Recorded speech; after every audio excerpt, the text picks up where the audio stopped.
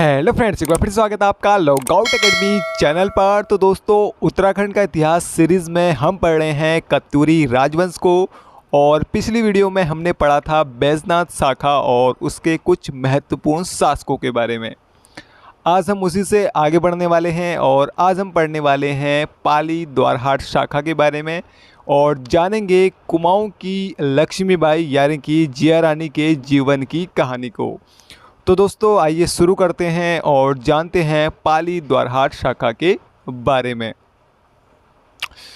तो दोस्तों, जो ये पाली द्वारहाट शाखा है ये कत्यूरी राजवंश की ही एक शाखा है और प्रारंभ में इस शाखा का जो मुख्यालय था वो बैजनाथ में ही था। यानी कि इस शाखा की पहले जो मुख्य राजधानी थी वो बैजनाथ ही थी। और इस वंश के शासकों की जानकारी जो हमको मिलती है वो जागरों के माध्यम से मिलती है। अब बात करते हैं पाली द्वारहाट शाखा के कुछ प्रमुख शासकों के बारे में, जिसमें सबसे पहले नाम आता है गुज्जर देव का। गुज्जर देव जो था, इसने द्वारहाट में गुज्जर देवाल नामक एक मंदिर का निर्माण कराया था और गुज्जर देव एक कला प्रिय शासक था। अगला जो शासक है पाली द्वारहाट शाखा से वो है आपका अर्जुन देव।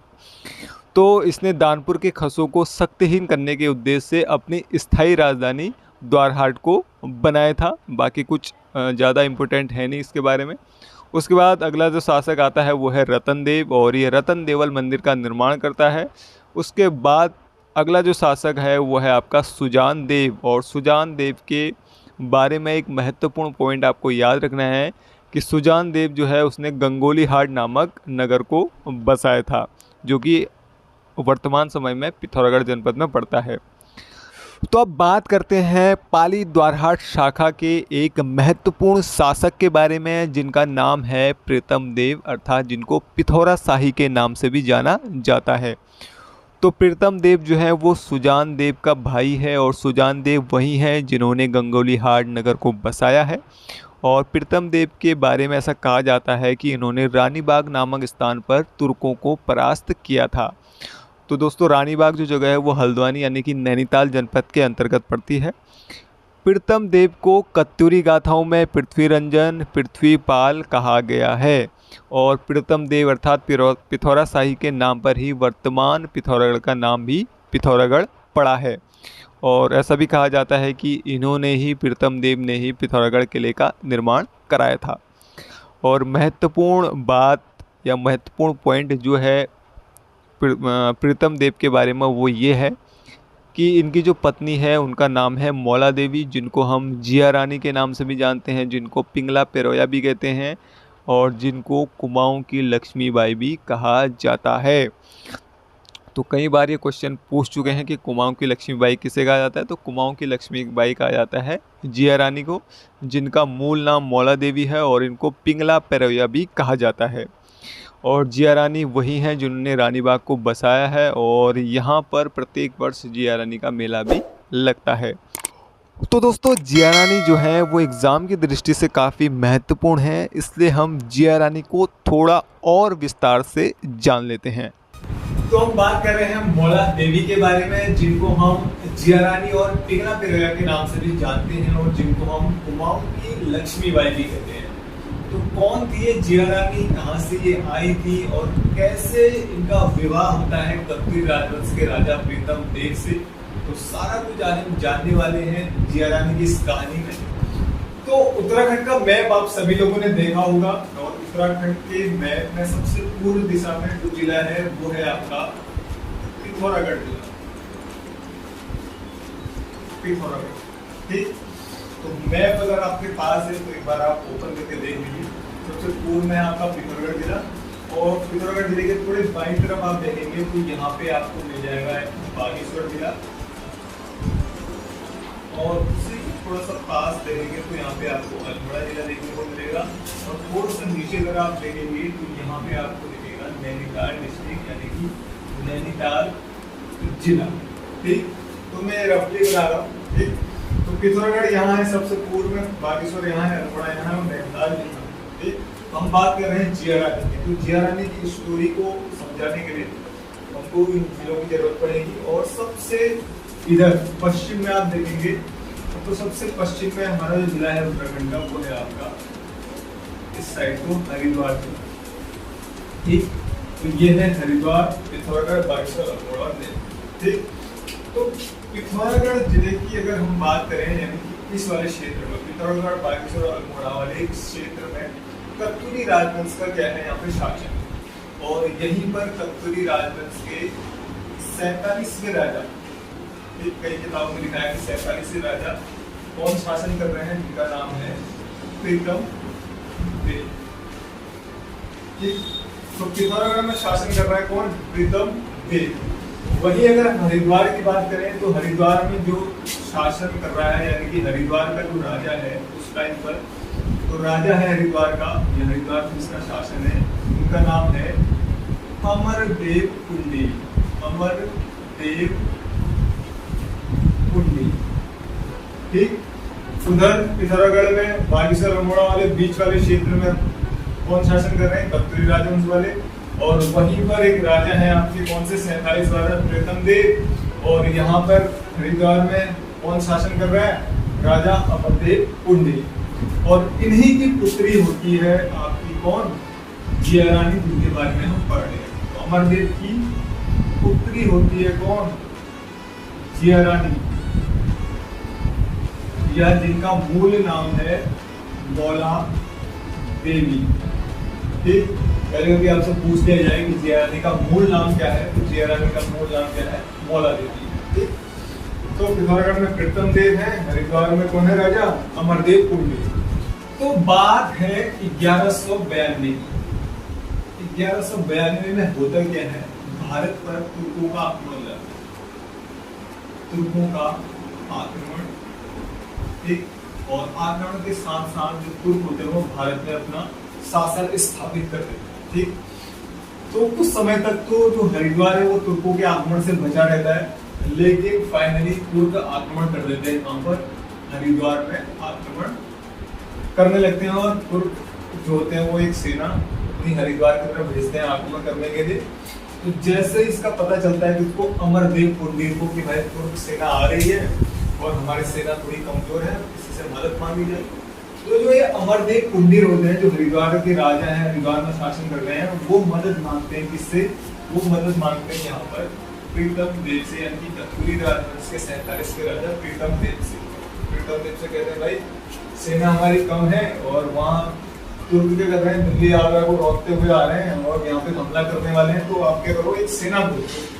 तो प्रीतम देव क्या करते हैं, तो प्रीतम देव का एक यहाँ पे भतीजा होता है, प्रीतम देव का भतीजा, जिनका नाम होता है ब्रह्मदेव।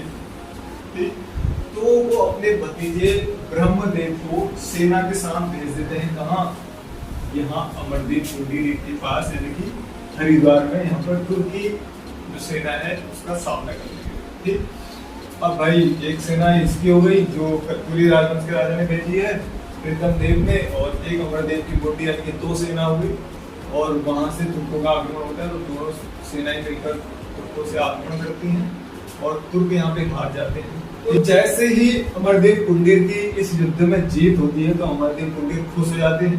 ठीक, तो खुश हो जाते भाई, सैनिक भेजा है, प्रीतम देव ने सहायता करी है, तो कुछ उपहार तो देना ही है। तो अमरदेव कुंडी जो है वो अपनी पुत्री जो है जिया रानी, उनका विवाह कर देते हैं, किससे, प्रीतम देव से। तो इस तरह से विवाह होता है जिया रानी का प्रीतम देव से। ठीक, तो जिया रानी के विवाह से पहले ही प्रीतम देव का एक और विवाह, यानी कि उनकी एक और पत्नी है पहले से ही। अब जिया रानी से उनका विवाह हो गया, तो अब प्रीतम देव की टोटल कितनी पत्नियां होंगी, 2 पत्नियां होंगी। ठीक, अब यहाँ पर एक पत्नी को संभालना मुश्किल होता है, इस भाई के पास तो 2 हैं, कैसे। अब जहाँ 2 पत्नियां हैं वहाँ लड़ाई झगड़ा हो गई। ठीक, तो जो जिया रानी होती है उनका थोड़ा मनमुटाव हो जाता है प्रीतम देव के साथ। ठीक, तो मनमुटाव जब हो जाता है तो जो जिया रानी है वो यहाँ से, यानी कि पिथौरागढ़ से कहाँ चली जाती है, यहाँ पे नैनीताल वाले क्षेत्र में, यानी कि हल्द्वानी वाले क्षेत्र में चली जाती है, जो नैनीताल डिस्ट्रिक्ट में पड़ता है। और वहाँ पे एक जगह है जिसका नाम है गोला घाट। तो गोला घाट वाले क्षेत्र में पहुँच जाती है, जो कि हल्द्वानी में पड़ता है। और उसी के पास वो एक रानी बाग का निर्माण करती है। रानी बाग का निर्माण करती है। रानी बाग का निर्माण करती है और वहाँ वो रहती है आपकी 12 वर्षों तक निवास में, 12 वर्षों, ठीक। और ये जो आपका जिया रानी है, इनके 3 पुत्र होते हैं। सबसे पहले पुत्र जो होते हैं उनका नाम है आपका धामदेव, ठीक। दूसरे पुत्र हैं उनका नाम है तुला, और तीसरा जो इनका पुत्र होता है वो होता है ब्रह्मदेव, ठीक। ये ब्रह्मदेव अलग है और जो ये प्रीतम देव का भतीजा ब्रह्मदेव है वो अलग है, ठीक। तो अब जो समय आ गया है वो समय है आपका 1398 ईस्वी। और 1398 ईस्वी में क्या हो रहा है भारत में? तैमूर लंग का आक्रमण हो गया। तैमूर लंग का आक्रमण, और तैमूर लंग जो है उसने बड़ा ही गदर मचा रखा, पूरे भारत में लूटपाट हत्या करके वो क्या कर रहा है, हरिद्वार की तरफ बढ़ रहा है, हरिद्वार में आक्रमण करने वाला है।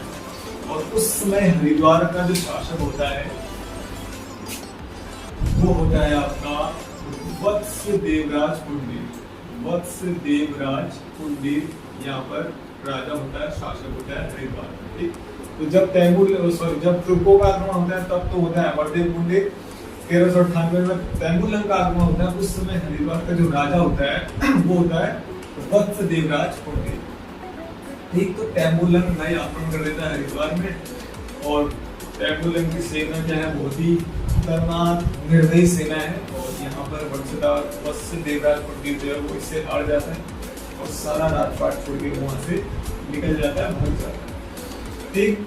अब हरिद्वार में किसका शासन हो गया? तैमूर लंग का, यानी कि हरिद्वार वाले क्षेत्र में कब्जा हो गया तैमूर लंग का। अब तैमूर लंग की एक सेना है जो यहाँ पर इस तरफ बढ़ रही है, पहाड़ी क्षेत्रों की तरफ एक सेना आ रही है आक्रमण करने के लिए, यहाँ पे लूटपाट कराने के लिए। तो जो तैमूर लंग है हरिद्वार क्षेत्र पर तो उसका कब्जा हो गया ही। अब यहाँ से हरिद्वार से वो एक सेना भेजते इधर पहाड़ी क्षेत्र पर आक्रमण करने के लिए। अब जैसे पता चलता है जिया रानी को कि भाई तैमूर लंग की सेना आ रही है यहाँ पर आक्रमण करने के लिए, तो यहाँ पर जिया रानी रह रही है नैनीताल हल्द्वानी वाले क्षेत्र में। तो जिया रानी क्या करती है, वहां पे जितने भी कुमाऊं के राजपूत होते हैं उन सबको इकट्ठा करती है और एक सेना तैयार करती है, एक सेना तैयार करती है और भिड़ जाती है किससे? तैमूर लंग की सेना से। तो तैमूर लंग की सेना हो गई आपकी, तैमूर लंग की सेना प्लस जिया रानी दोनों भिड़ जाते कहां पे? दोनों का आक्रमण जगह होती है आपकी रानीबाग। तो रानीबाग नामक स्थान पर तैमूर लंग की सेना और जिया रानी की जो सेना है उसका भयंकर युद्ध होता है, आक्रमण होता है, ठीक। और जिसमें क्या होता है, जिया रानी यहाँ पर जीत जाती है। पहले तो जिया रानी जीत जाती है, तैमूर लंग की सेना को खदेड़ देती है। अब जैसे ही जिया रानी यहाँ पे जीतती है तो जिया रानी के जो सैनिक है वो निश्चित हो जाते हैं भाई तो जीत गए, अब तो आराम है। तो उसके बाद क्या होता है, यहीं से हरिद्वार से दूसरी मुस्लिम सेना आ जाती है चुपके से, और वहां पर सेना जो जिया रानी की सेना में निश्चित आराम से बैठी हुई है, क्यों? तो खुशी में कि हम जीत गए तैमूर लंग की सेना से। लेकिन दुश्मन की दूसरी सेना आती है और अचानक से आक्रमण कर देती है यहाँ पर जिया रानी की सेना में।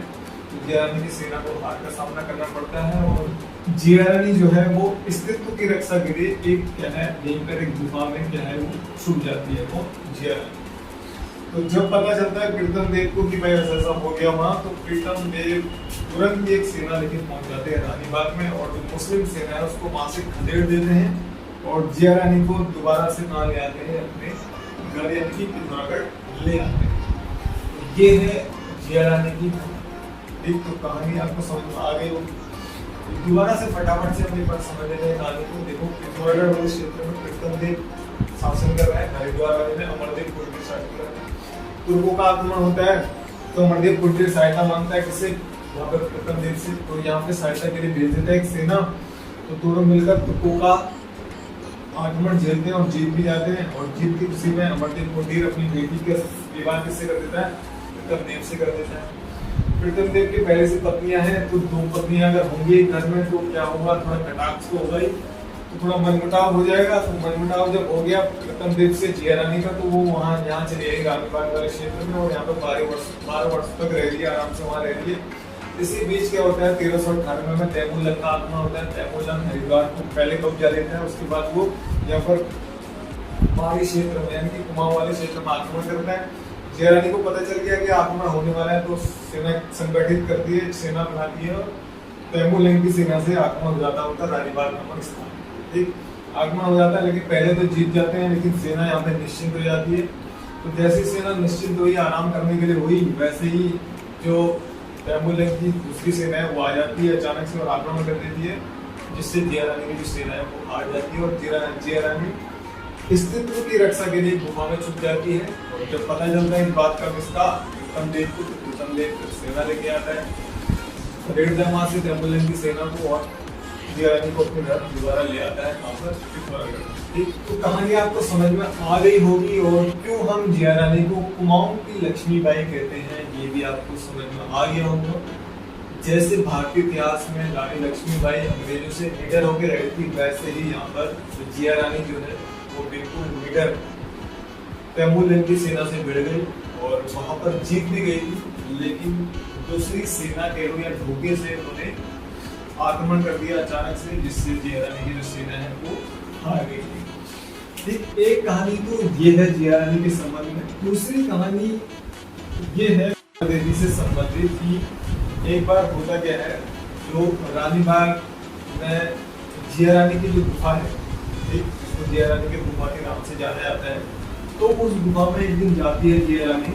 वो जाती है चित्रेश्वर महादेव के दर्शन के लिए, चित्रेश्वर महादेव के दर्शन के लिए जाती है। और जैसे ही वो चित्रेश्वर महादेव के दर्शन कर लेती है, उसके बाद वो नहाने के लिए पास की एक नदी में जाती है। तो जैसे वो नदी में जाती है नहाने के लिए, जो तुर्की सेना है वो उसको घेर लेती है चारों तरफ से। अब जो जिया रानी है वो शिव भक्त होती है और एक सती महिला भी है। तो जैसे ही तुर्की सेना उसको घेर लेती है, तो वो अस्तित्व की रक्षा के लिए क्या करती है, जो गोला नदी है उनके पत्थरों में समा जाती है। गोला नदी के जो पत्थर हैं वो उसमें समा जाती हैं, और कहते हैं ऐसा भी है कि वो अपने घाघरा में, उन्हें घाघरा पहना होता है, उस घाघरा में अपने आप को छुपा लेती है, और उसी घाघरा के रूप में एक क्या बन जाती है, वो शिला बन जाती है, पत्थर की इस तरह से शिला बन जाती है। एक कहानी तो ये, तो ये वाली कहानी जो है वो ज़्यादा सत्य भी हो सकती है, क्योंकि जिस शिला की ये बात कर रहे हैं कहानी में, वो शिला आज भी मौजूद है उस गोला नदी के किनारे। ठीक, मैंने खुद शिला को देखा है। उस शिला में आप देखेंगे जैसे कुमाऊनी लहंगे में होते हैं आपके ऐसे फूल बने हुए, उसी तरह से पत्थर के ऊपर रंग बिरंगे ऐसा लगेगा जैसे पत्थर चिपकाए हैं, पूरा ऐसा लगेगा कि आपको किसी ने वहाँ पे घाघरा बिछा।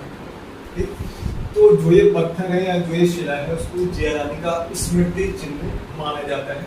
और प्रत्येक वर्ष यानी कि मकर संक्रांति 14 जनवरी के दिन गांव के लोग आते हैं वहाँ पर रानीबाग में, और वहाँ पर इस जिया रानी से संबंधित जो जागर हैं वो गाए जाते हैं, और उस समय वहाँ पर केवल जिया रानी के ही नारे लगते। ठीक, तो एक कहानी ये है जिया रानी से संबंधित, एक मैंने आपको जिया रानी की पूरी स्टोरी बता दी। तो ये हमने बात कर ली जिया रानी की, मोला देवी की, पिंगला पिरोया की, या जिनको हम कहते हैं कुमाऊं की लक्ष्मीबाई।